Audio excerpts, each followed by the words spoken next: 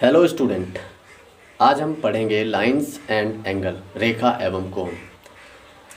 ये topic geometry का यानी कि रेखा गणित का बेसिक है। रेखा गणित को समझने अगर आप चाहते हैं कि हमें रेखा गणित अच्छे से समझ में आ जाए तो आपको लाइंस एंड एंगल से शुरुआत करनी होगी।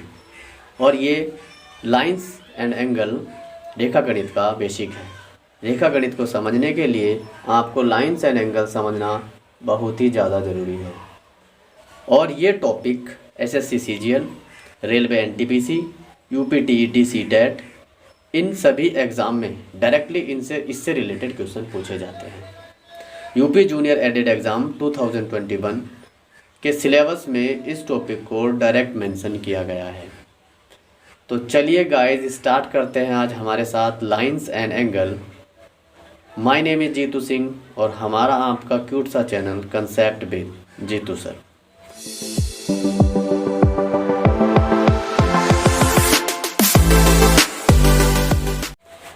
देखिए, आज हम पढ़ रहे हैं लाइंस एंड एंगल। जो स्टूडेंट कहते हैं कि सर हमें थ्योरम वाले क्वेश्चन, जो प्रमेय वाले सवाल होते हैं, प्रमेय, हिंदी में थ्योरम को प्रमेय कहा जाता है, कि वो क्वेश्चन हमसे नहीं हो पाते, तो आज के बाद आपके मन से ये डाउट निकल जाएगा। आप थ्योरम से रिलेटेड, थ्योरम भी आपको समझ में आएगी अगर आप लाइंस एंड एंगल समझ जाते हैं तो देखिए, लाइंस और एंगल की शुरुआत होती है समांतर रेखा से। आपको सबसे पहले समझना होगा समांतर रेखाएं क्या होती हैं। समांतर रेखाएं, देखो ये दो लाइन है। इनका नाम अगर मैं दूं तो एक लाइन का नाम है पी क्यू और दूसरी लाइन का नाम है आर एस। इसका नाम है पी क्यू और इसका नाम है आर एस। ये दो लाइन समांतर होंगी अगर इनके बीच की डिस्टेंस हर जगह बराबर हो।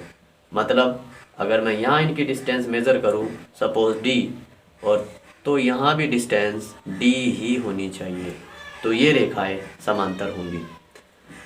अगर इनके बीच की डिस्टेंस कहीं पर अलग आती है तो समांतर रेखाएं नहीं होंगी।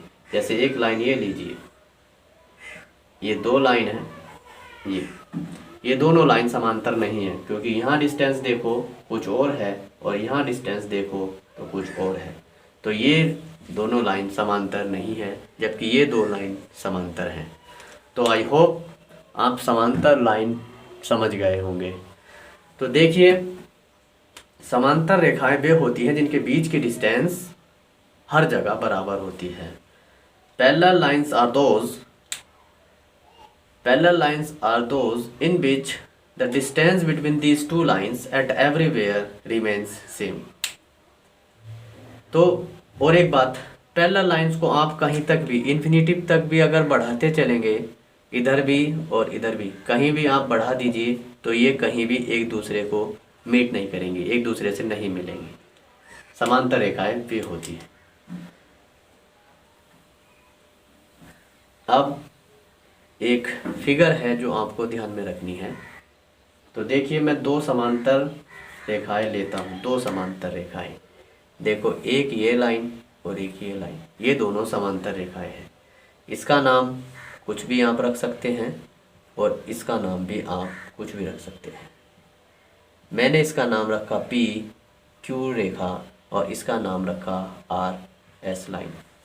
ये दोनों लाइन आपस में समांतर हैं। इनको लिखेंगे कैसे? लिखने का तरीका देख लीजिए।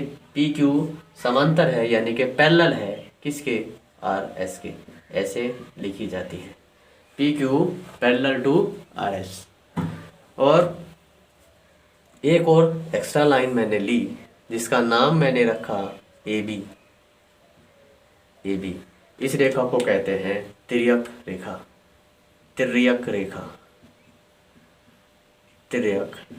रेखा, और इंग्लिश में इसको बोला जाता है ट्रांसवर्सल लाइन।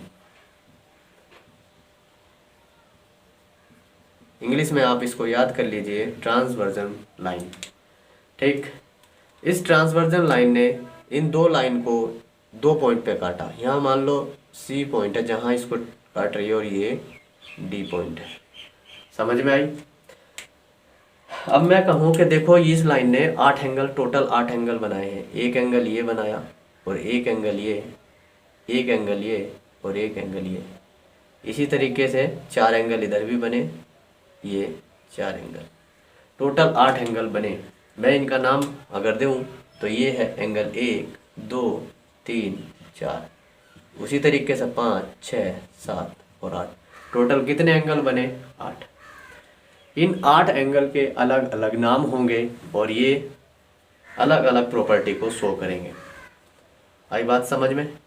तो देखो ये 8 एंगल बने और इन एंगल को लिखने का तरीका देख लीजिए। अगर मैं एंगल 1 को लिखना चाहता हूँ तो देखो 2 लाइन है, ये वाली लाइन थी ए बी, तो दो लाइन के वर्टेक्स पे बन रहा है, यानी कि यहाँ बन रहा है सी पॉइंट पे एंगल ए। देखो ध्यान से, ये बन रहा है, तो इसे लिखेंगे कैसे? एंगल ए सी जहाँ बन रहा है वो बीच में होना चाहिए, सी पे बन रहा है तो सी बीच में, ए सी, और इस पॉइंट को लिखो लास्ट बी, इसे लिखेंगे एंगल 1। मैं कहूँ एंगल 3 को लिख के दिखाओ तो एंगल 3 इन 2 रेखाओं के वर्टेक्स पे बन रहा है, तो इस लाइन का ए वाला छोड़ ले लो, एंगल क्यू, और किस पॉइंट पे बन रहा है? सी पे, तो एंगल सी, और इस लाइन का नाम है बी इक्वल्स टू 3। मैं कहूँ कि 5 लिख के दिखाओ क्या होगा? तो देखो ये बन रहा है इस लाइन के बीच में, ठीक। तो मैं लिखता हूँ एंगल ए डी पॉइंट पे बन रहा था, जहाँ मिलता है उसे बीच में रखिए, ए डी, और ये आर इक्वल्स टू 5। मैं कहूँ कि मुझे 7 लिख के दिखाओ तो आप लिखोगे 7 ये, तो एंगल एस और डी बीच में और बी ए, तो angle S D B equals to 7। इसी तरीके से आप 8 के 8 एंगल को लिख सकते हैं और अपनी नोटबुक पर लिखिए और नोट्स बनाते चलिएगा। ठीक है गाइज, इतना आप समझ गए एंगल को कैसे लिखा जाता है और आप समझ गए कि पैरेलल लाइंस को कैसे लिखा जाता है। अब देखो इसमें कुछ एंगल हैं, इन एंगल के मैं नाम लूँगा। पहला टाइप के एंगल है कोरोस्पोंडिंग एंगल।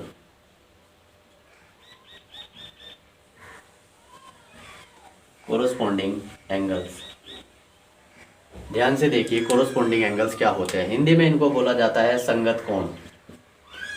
हिंदी में मुझे सारे नाम नहीं पता, लेकिन आप पहचान कर लीजिए कोरोस्पोंडिंग एंगल क्या होते हैं। आज के बाद आप संगत कोण मत बोलिए, हिंदी मीडियम वालों के लिए बोल रहा हूँ, इंग्लिश मीडियम को तो पता ही है कोरोस्पोंडिंग एंगल क्या होते हैं।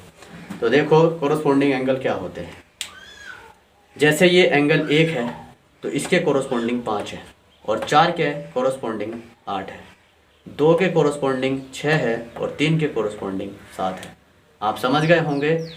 देखो 1 और 5 ये लगभग एक जैसे हैं, तो 1 और 5 कोरोस्पोंडिंग है, 4 और 8 कोरोस्पोंडिंग है, 2 और 6 कोरोस्पोंडिंग है, 3 और 7 कोरोस्पोंडिंग है।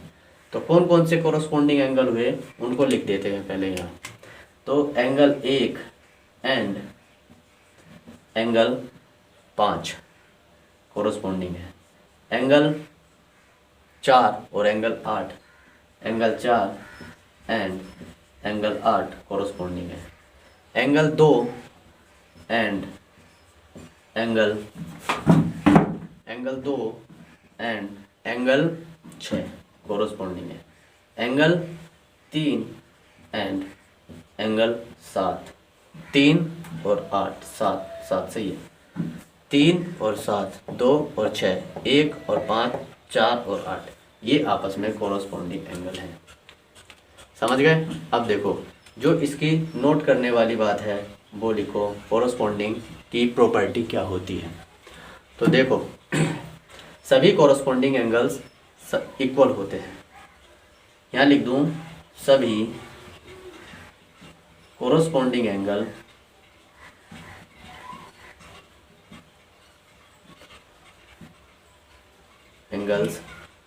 हमेशा, सभी कोरोस्पोंडिंग एंगल्स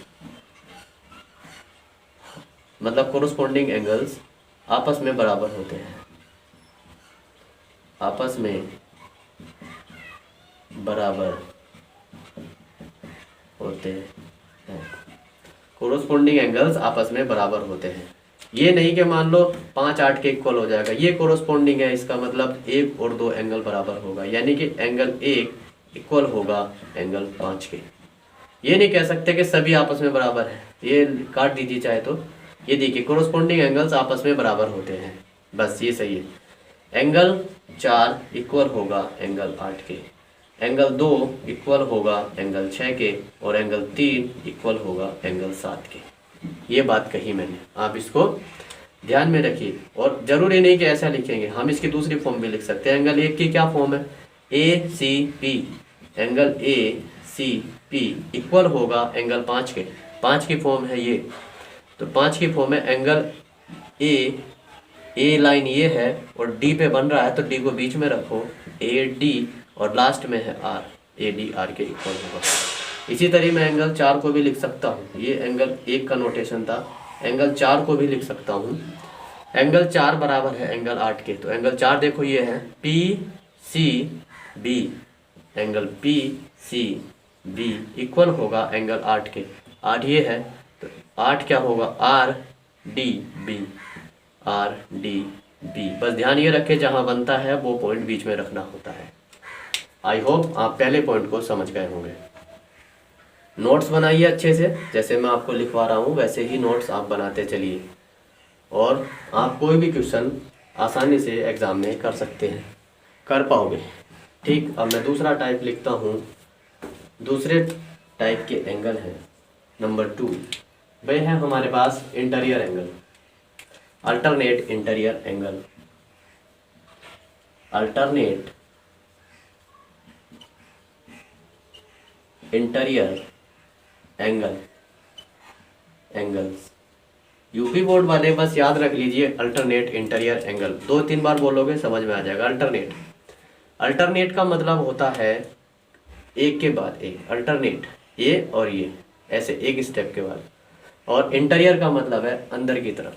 तो देखो आप ये देखो अंदर की तरफ एंगल होगा, यानी कि यहाँ देखो ये अंदर है इतना, यहाँ एंगल होगा, और इंटीरियर का मतलब है ऐसे क्रॉस।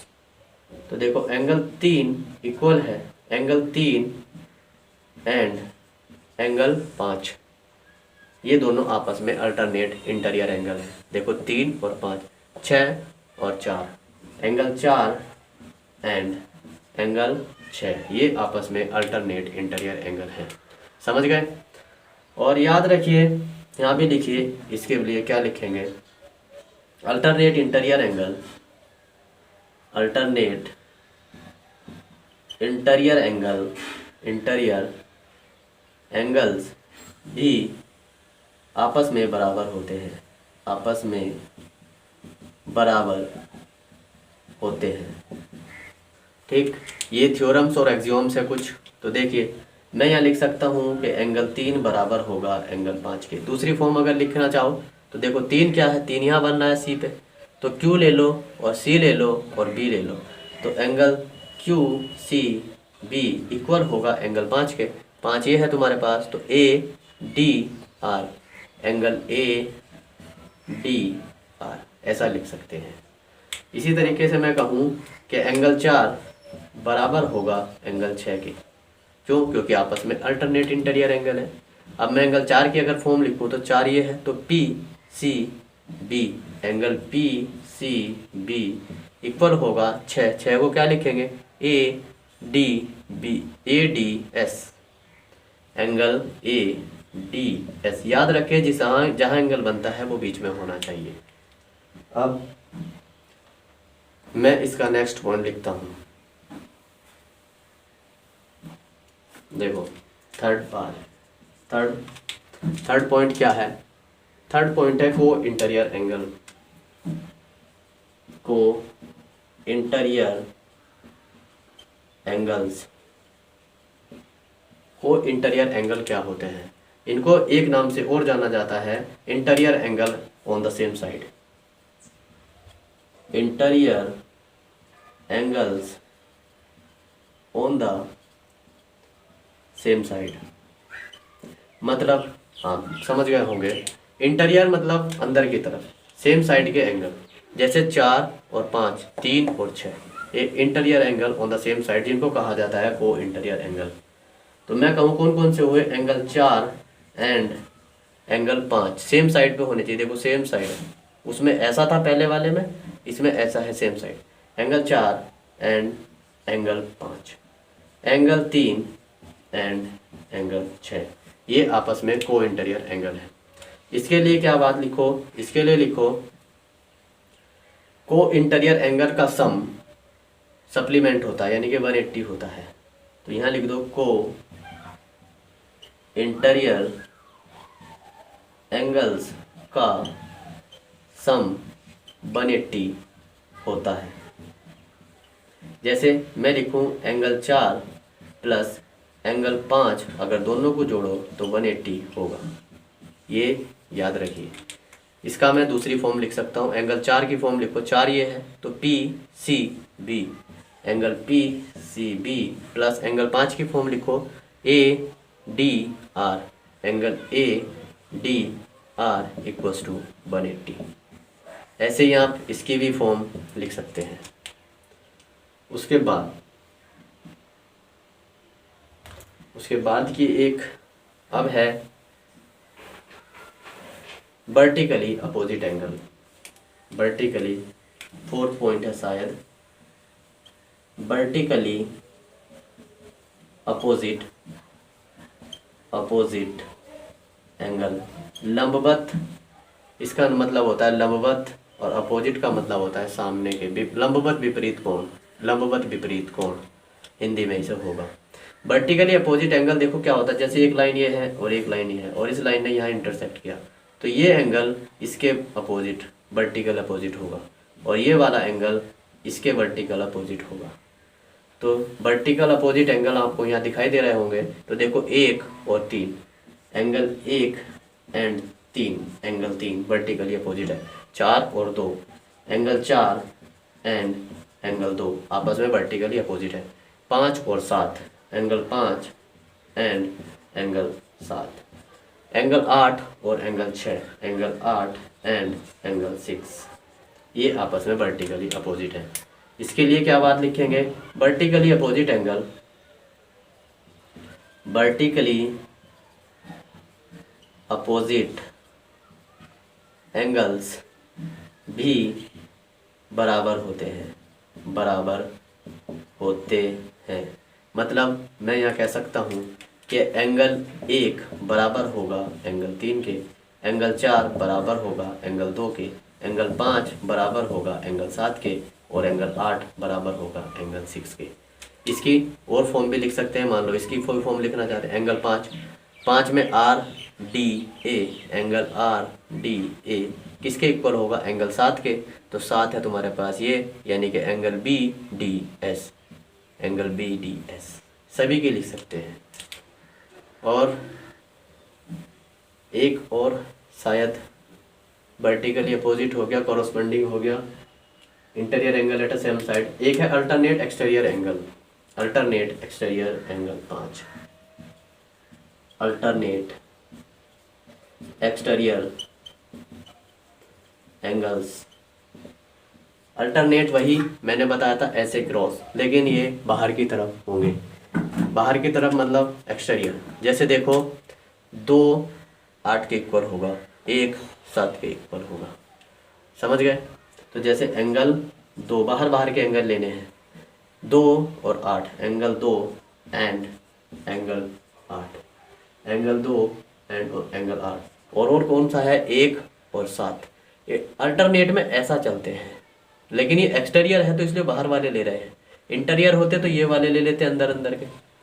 तो एंगल 2 और एंगल 8 ले लिया, एंगल 1 एंड एंगल 7, एंगल 7, ठीक। ये 2 अल्टरनेट एक्सटीरियर एंगल है। यहाँ क्या लिखेंगे, ये भी बराबर होते हैं, ये भी बराबर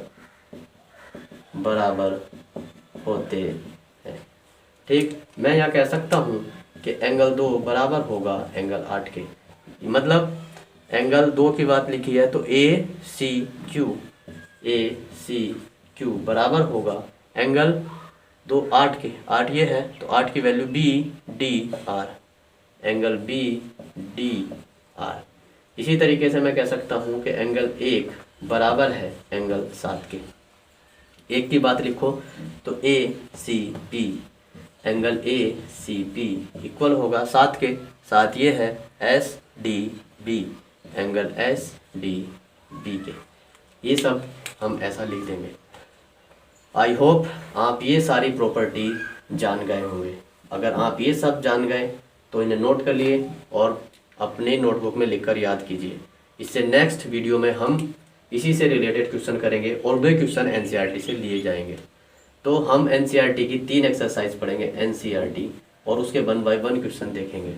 एनसीईआरटी एक्सरसाइज 6.1 पढ़ेंगे, एक्सरसाइज 6.2 पढ़ेंगे, एक्सरसाइज 6.3 पढ़ेंगे।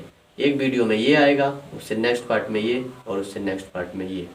ये पढ़ने के बाद आपका एक चैप्टर शुरू होगा ट्रायंगल्स में सारी ये प्रॉपर्टी यूज होंगी। ट्रायंगल्स के बाद शुरू होगा क्वाड्रिलेटरल्स